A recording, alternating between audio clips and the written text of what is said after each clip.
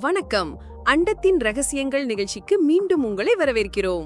இன்று நாம் பார்க்கப் போவது பல தலைமுறைகளாக மனித இனத்தின் மனதில் எழுந்து கொண்டிருக்கும் ஒரு கேள்விக்கான பதில் தேடலைத்தான். ஆம், நம் சூரிய குடும்பத்திற்கு வெளியே வேறு நட்சத்திரங்களை சுற்றி வரும் கோள்கள் இருக்கின்றனவா?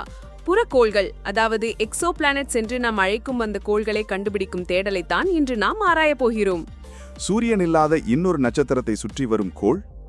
கேட்கவே ஆச்சரியமாக இருக்கிறது. அவ்வளவு தூரத்தில் இருக்கும் அந்த உலகங்களை நம்மால் பார்க்க முடியுமா? நேரடியாக பார்ப்பது மிகவும் கடினம். ஏனென்றால் நட்சத்திரத்தின் பிரகாசமான ஒளிக்கு முன் கோள்கள் ஒரு சிறிய தூசி துண்டு போலத்தான் இருக்கும். அதனால்தான் விஞ்ஞானிகள் அதை நேரடியாக பார்க்காமல் அதன் மறைமுகமான விளைவுகளை கண்டுபிடிக்கின்றனர். மறைமுகமான விளைவுகளா? அதேபடி? ஆம், இதற்காக 2 முக்கிய முறைகள் உள்ளன. முதல் முறை டிரான்சிட் மெத்தட், பயண முறை. ஒரு கோள் அதன் தாய் நட்சத்திரத்தின் முன்னால் கடந்து செல்லும் போது அந்த நட்சத்திரத்தின் ஒளி ஒரு சிறிய அளவு மங்குகிறது. ஒரு மின்விளத்தின் முன் ஒரு சிறிய பூச்சி கடந்து செல்லும் போது அதன் ஒளி மங்குவது போல. இந்த மிகச் சிறிய ஒளிமங்குதலை விண்வெளி தொலைநோக்கிகள் துல்லியமாக கண்டறிகின்றன. இதுதான் இன்று நாம் அதிகமாக பயன்படுத்தும் முறை.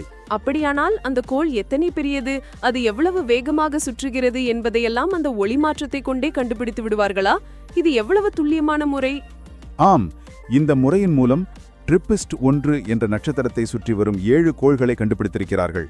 அவற்றில் சில கோள்கள் பூமியைப் போலவே பாறை நிறைந்தவையாகவும் திரவநீர் இருப்பதற்கான சாத்தியக்கூறுகளுடன் வாழ்வதற்கான மண்டலம், அதாவது ஹேபிட்டபிள் ஜோன் என்று இருப்பதாகவும் நம்பப்படுகிறது.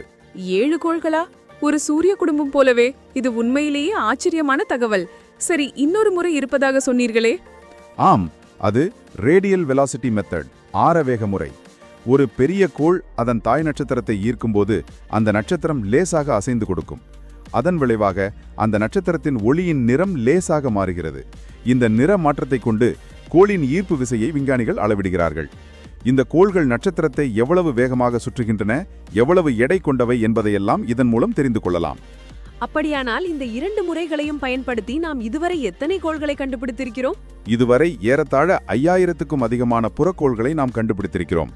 இவற்றில் சில நாம் அறிந்த உலகங்களை விட மிகவும் வித்தியாசமானவை. உதாரணமாக ஹாட் ஜூபிட்டர்ஸ் என்று அழைக்கப்படும் கோள்கள். அவை வியாழனைப் போல மிகப்பெரியதாக இருக்கும், ஆனால் சூரியனுக்கு மிக அருகில் சுற்றி வரும். இந்த தேடலின் மிகப்பெரிய நோக்கம் அங்கே உயிர்கள் இருக்க முடியுமா என்பதுதானே? முற்றிலும். அதற்காகத்தான் விஞ்ஞானிகள் வாழ்வதற்கான மண்டலத்தை தேடுகிறார்கள். இப்போது ஜேம்ஸ் வெப் டெலஸ்கோப் மூலம் இந்த கோள்களின் வளிமண்டலத்தை ஆய்வு செய்து அதில் நீர், ஆக்சிஜன் போன்ற உயிர்களின் இருப்புக்கு தேவையான மூலக்கூறுகள் உள்ளனவா என்பதையும் கண்டறிந்து வருகிறார்கள். இன்னொரு பூமியை கண்டுபிடிக்கும் வாய்ப்பு இப்போது மிகவும் பிரகாசமாக தெரிகிறது. ஆம், இது ஒரு மிக உற்சாகமான காலகட்டம். நாம் இன்னும் பிரபஞ்சத்தின் ஒரு சிறிய பகுதியை கூட ஆராயவில்லை. ஒவ்வொரு புதிய கண்டுபிடிப்பும் நமக்கு பிரபஞ்சத்தின் ரகசியங்களை கொஞ்சம் கொஞ்சமாக வெளிப்படுத்துகிறது. பிரபஞ்சம் முழுவதையும் அறிந்து கொள்வதற்கான இந்த தேடல் ஒருபோதும் நிற்காது. அடுத்த முறை இன்னொரு அண்ட ரகசியத்துடன் உங்களை சந்திக்கிறோம். அதுவரை மேலே பாருங்கள். பிரபஞ்சத்தின் அதிசயங்களை குறித்து சிந்தித்துக் கொண்டிருங்கள். இனிமேல் அண்டத்தின் ரகசியங்கள் பற்றிய இது போன்ற சுவாரஸ்யமான தகவல்களுக்கு மைண்ட் வாயேஜஸ் சேனலுக்கு சப்ஸ்கிரைப் செய்யுங்கள். அடுத்து வரும் அத்தியாயங்கள் பற்றிய அறிவிப்புகளையும் பெறுங்கள்.